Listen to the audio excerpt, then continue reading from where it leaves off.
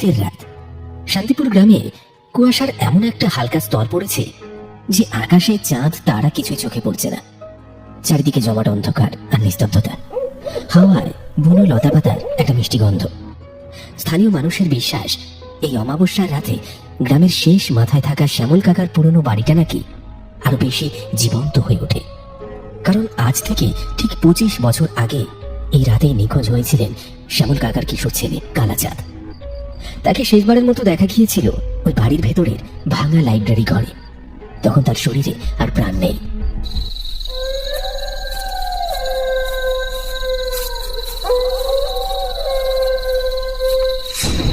আরে চল চল তন্ময়, এত ভয় পাচ্ছিস কেন? একটা সাধারণ পুরনো বাড়িতে ঢুকতে তোর হাত পা কাঁপছে। তাছাড়া আজ তো সেই অমাবস্যার রাত, যে রাতে নাকি কালাচাঁদ নিখোঁজ হয়েছিল। চল চল, ভেতরে নিশ্চয়ই কিছুর একটা সূত্র পাবো। দীপু প্লিজ, আজ থাক না। দেখছিস না কেমন একটা ঠান্ডা লাগছে, আর কুয়াশাটাও কেমন যেন অস্বাভাবিক ঘন। ভেতরে কেমন যেন একটা বাজে গন্ধ। আমার মনে হয় এই বাড়িটা ভালো নয়। একটা কাজ করি, কালকে দিনের বেলা আসবোক্ষণ। দিনে এসে কি হবে? ভূতেরা তো আর দিনের বেলায় ওই ডাল ভাত খেতে আসে না। তাছাড়া তুই ভুলে যাচ্ছিস কেন, কালাচাঁদের কাকার দেওয়া শর্তটা কি ছিল? অমাবস্যার রাতেই ঢুকতে হবে। তুই যদি ভয় পাস তাহলে আমি একাই গেলাম। তুই এখানে এই বলাই কাকার সাথে দাঁড়িয়ে থাক। দীপু দাদা বাবু, আমার কথা শোনো। তোমরা আর সামনে যেও না। কালাচাঁদ যে ঘরে শেষবার গিয়েছিল, সেই ঘর আজ রাতে কেমন যেন ভুতুড়ে হয়ে ওঠে। ওই ঘরে অনেক অতৃপ্ত আত্মা ঘোরাফেরা করে। আরে বলাই কাকা, তুমিও দেখছি তন্ময়ের মতো ভীতু। তোমরা দুজনেই বাইরে থাকো। আর শোনো, যদি আধ ঘন্টার মধ্যে আমরা না ফিরি তাহলে তোমরা আর এক মুহূর্ত এখানে থেকো না, সোজা থানা পুলিশকে খবর দেবে। চল তন্ময়, চল।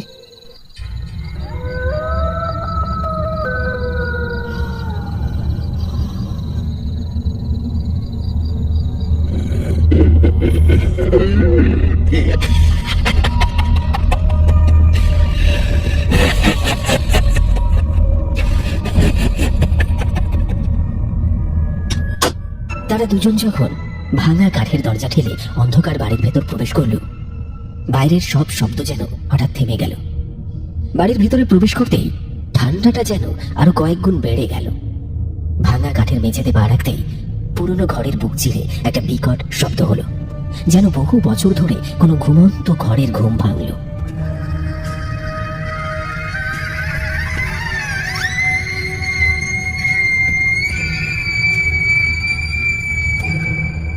দীপু আর তন্ময় দুজনের টর্চের আলোতে ঘরের প্রতিটি কোণ কেঁপে উঠল।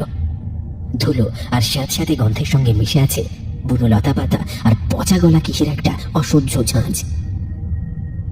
দীপু দেখছিস, দেওয়ালগুলোর রং কেমন যেন কালচে হয়ে গেছে। মনে হচ্ছে কেউ যেন রক্ত দিয়ে রং করেছে।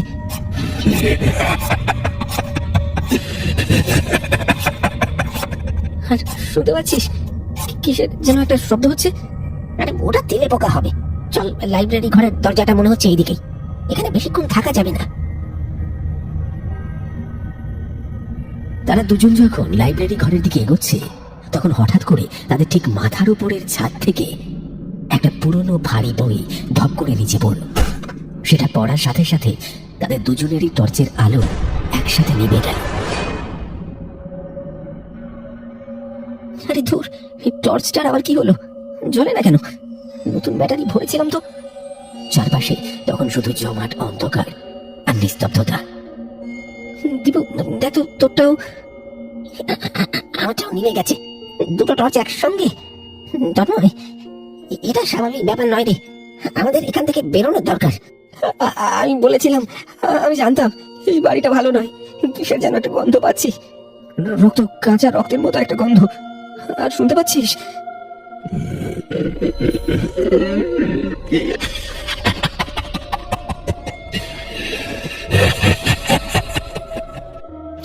আরে শান্ত হ, সাংবাদিক হয়ে এত ভয় পেতে চলবে না রে। হয়তো ব্যাটারিটার কানেকশন লুজ হয়ে গেছে। আমরা বাইরে যাওয়ার রাস্তাটা খুঁজে বের করি, চল।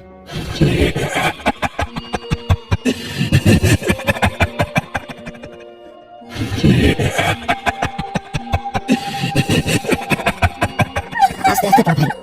আর ওই কান্নার শব্দটা, ওটা কি এখন লাইব্রেরি ঘরের ভেতর থেকে আসছে? হ্যাঁ হ্যাঁ দীপু, কান্নার শব্দটা আরো কাছে চলে এসেছে। আর আমার মনে হচ্ছে কেউ যেন আমাদের দিকে তাকিয়ে আছে। দীপু, আমরা কি মরে যাব? আরে চুপ কর, মরবো না। লাইব্রেরি ঘরের দরজাটা ওইদিকে। চল, সাহস করে দরজার কাছে যাই। যদি কালাচাঁদের আত্মা সত্যি এখানে থাকে, তাহলে আমাদের কাছে কিছু সাহায্য চাইছে নিশ্চয়ই। চল চল।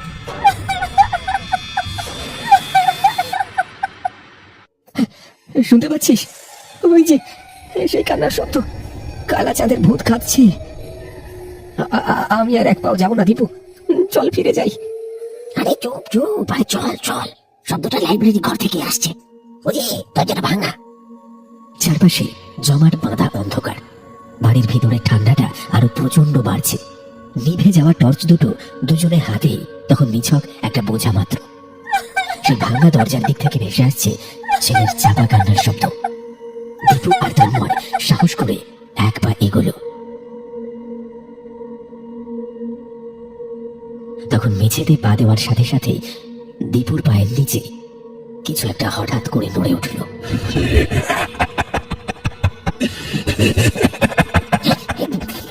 কি এটা? কি নড়লো? দীপু, দীপু পালা, দেখছিস না এখানে কিছু একটা আছে? ওটা কালাচাঁদ। এই অন্ধকার ঘরে ও থাকে, এই কান্না ওর। আমরা এখানে মরতে এসেছি নাকি? চল চল, আগে এখান থেকে বের হই। না তন্ময়, শোন, কালাচাঁদ মরেছিল এটা সত্যি, কিন্তু ও যদি থাকে তাহলে ও আমাদের কিছু বলতে চায়। অত ভয় পেলে চলবে না। একবার শেষ চেষ্টা কর, দেখ টর্চটা জ্বলে কিনা। আর দেখতে হবে না দীপু। তোর পেছনে দেখ, ওটা কি? কি আছে? তন্ময়ের কথা শেষ হতে না হতেই লাইব্রেরি ঘরের ভাঙা দরজাটা ঝট করে বাইরের দিকে খুলে গেল। ভেতরে কোনো আলো নেই, শুধু এক তীব্র জমাট অন্ধকার। সেই অন্ধকার যেন বাইরে ছড়িয়ে থাকা অন্ধকারকেও গিলে খাচ্ছে। আর সেই অন্ধকারের গভীর থেকে ভেসে এলো কালাচাঁদের সেই কান্নার শব্দ। তবে কান্নার সাথে মেশানো আছে একটি চাপা হিসেস করা হাসি।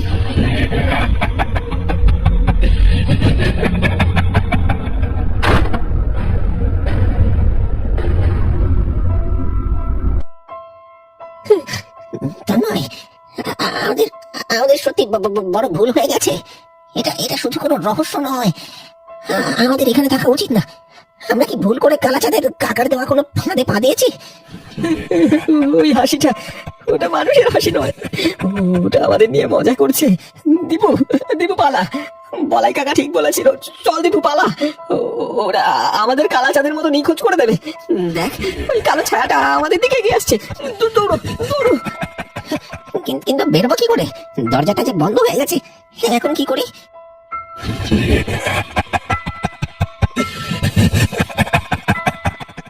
তাদের সামনে স্থিরভাবে দাঁড়িয়ে সেই কালাচাঁদের অবয়ব। তার বিকৃত মুখ থেকে সেই চাপা হিস হিস করা হাসিটা আবার ভেসে এলো।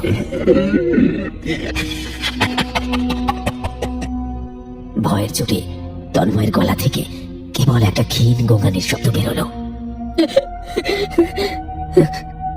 দীপু পাথর হয়ে দাঁড়িয়ে আছে, কোনো মতে বলল, কালাচাঁদ, আমরা তোমার কোনো ক্ষতি করতে আসিনি। আমরা তোমার নিখোঁজ হওয়ার কারণ জানতে এসেছি। আমি নিখোঁজ হইনি। আমাকে আমাকে লুকিয়ে রাখা হয়েছিল। আমার শরীর ওই বইয়ের স্তূপের নিচে। আর আমাকে এইখানে খুন করেছিল শ্যামল কাকা সেই রাতে। দীপু, দীপু পালা। ও মিথ্যা বলছে, ও আমাদের মেরে ফেলবে। ওর হাতে রক্ত দেখছিস না? আমি আমি নড়তে পারছি না। মনে হচ্ছে কেউ যেন আমাকে পেছন থেকে টেনে ধরেছে। তন্ময়, তুই দৌড়ো, যা বলাই কাকার কাছে যা, তাড়াতাড়ি যা। না দীপু, আমি তোকে একা ফেলে যাবো না। আমরা একসঙ্গে এসেছি। ওই দেখ, ওই দেখ, ওটা কি শ্যামল কাকার পুরনো লণ্ঠনটা না? ওটা এখানে কেন? তোরা কোথাও যেতে পারবি না। তোরা রহস্য জানতে এসেছিলিস। শোন তবে, আমার কথা শোন। আমার খুন করেছিল শ্যামল কাকা, কারণ আমি যখন বেঁচে ছিলাম তখন আমার রক্ত খেতে খুব ভালো লাগতো। মাঝে মাঝে গ্রাম থেকে হাঁস মুরগি ছাগল ধরে নিয়ে এসে লুকিয়ে লুকিয়ে খেতুম। সেটা জানতে পেরে শ্যামল কাকা আমার লোক দেখিয়ে এই লাইব্রেরি ঘরে নিয়ে এসে খুন করে। কিন্তু মরে গিয়ে আমার ক্ষমতা আগের থেকে অনেক বেড়ে গেছে।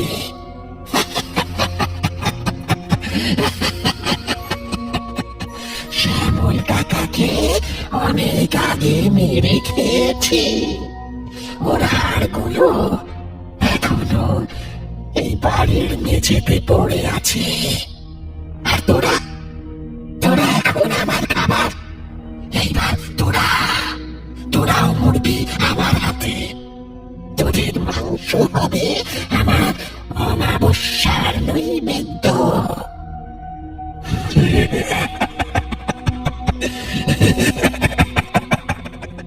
কালাচাঁদের অবয়বটি তার লম্বা কালো হাত বাড়িয়ে যখন দীপু এবং তন্ময়ের দিকে এগিয়ে গেল, ঠিক তখনই তাদের পেছনে থাকা প্রধান দরজাটি হঠাৎ খুলে গেল। কালাচাঁদের অবয়বটি এক মুহূর্তে পিছিয়ে গেল। সেই খোলা দরজায় কুয়াশা ভেদ করে বলাই কাকার পুরনো লণ্ঠনের ক্ষীণ হলুদ আলো দেখা গেল।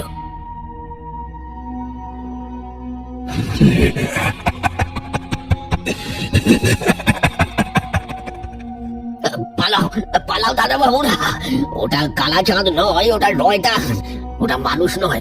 আমি পুলিশকে খবর দিয়েছি, তোমরা পালাও পালাও। নয়, লঞ্চনের আলোর দিকে চল, দেরি করিস না, এটাই শেষ সুযোগ। কালাচাঁদের অবয়বটি পুনরায় তাদের দিকে এগোতে শুরু করলো, কিন্তু বলাই কাকার লণ্ঠনের ক্ষীণ আলো যেন অসবুজ ছায়াটিকে এক অদৃশ্য বেড়া জালে আটকে রেখেছে। জীবনের শেষ ভরসা নিয়ে দীপু আর তন্ময় বলাই কাকার সেই সামান্য আলোর দিকে অন্ধের মতো দৌড় দিল।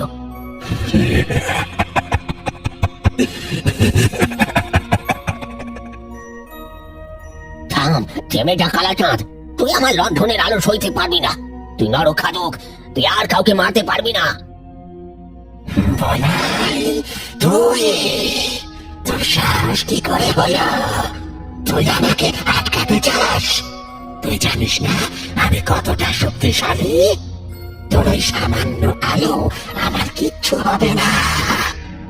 জানি সামান্য আলো আর আগুনে তোর কিচ্ছু হবে না, কিন্তু তোকে শেষ করতে অনেক অনেক আগুন লাগবে, তাই তো? বলাই কাকা এক মুহূর্ত দেরি করলেন না। তার হাতে ধরা পুরনো লণ্ঠনটা ঝটকা মেরে কালাচাঁদের অবয়বের দিকে ছুঁড়ে মারল। লণ্ঠনটা সশব্দে মাটিতে পড়ল। সঙ্গে সঙ্গে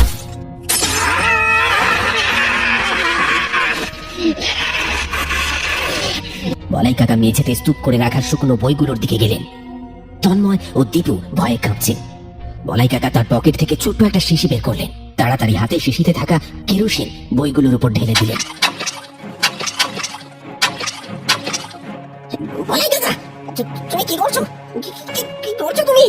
বলাই কাকা, পিশাচ আগুনকে ভয় পায় দীপু দাদা বাবু, তাই অনেক আগুন দরকার।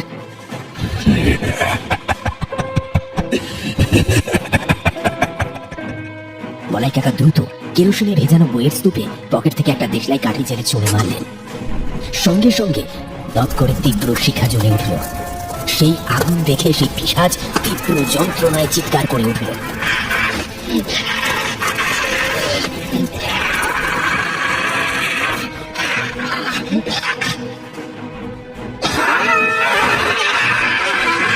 আগুনের শিখা যত বাড়তে থাকলো, সেই পিশাচ ততই ঘরের ভেতরের দিকে পিছিয়ে যেতে বাধ্য হলো।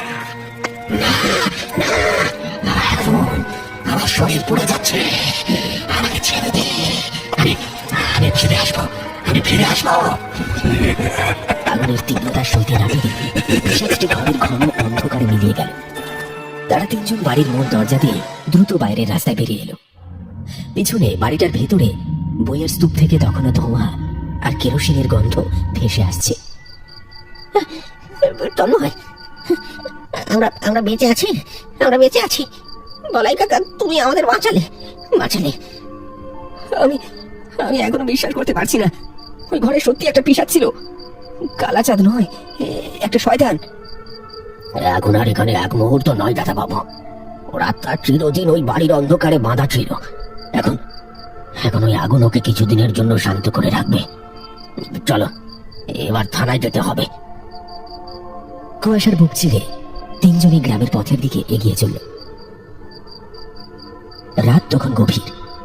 তাদের পেছনে পরিত্যক্ত বাড়িটি দাঁড়িয়ে রইল। আবারও তার সব রহস্য আর ভয়ঙ্কর সত্যকে বুকে চেপে। শান্তিপুর গ্রাম জানল না আজ অমাবস্যার রাতে কি ভয়াবহ যুদ্ধ হয়ে গেল।